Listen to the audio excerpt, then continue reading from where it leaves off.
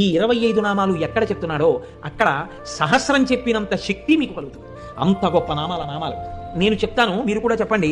సింహాసనేషి, లలిత, మహారాజ్ఞి, వరాంకుశ, చాపిని, త్రిపురా చైవ, మహాత్రిపుర సుందరి, సుందరీ చక్రనాథ చ,